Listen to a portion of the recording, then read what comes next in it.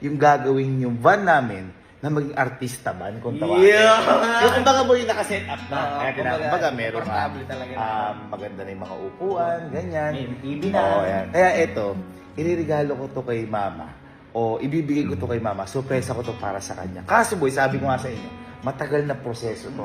Hindi to basta-basta yung halimbawa, gusto ko to, bukas nandiyan na, hindi. Aabutin to ng 1 buwan o 2 buwan. Kaya mga 2 buwan pa to mangyayari para ibigay sa kanya. Tama. So sa ngayon, andito na ang team na gagawa ng mismong band namin. Kaya puntahan na boy. Actually boy, yung papagawa nating band, hindi yung H350. Kasi siyempre, pamaramihan Oo. natin to eh.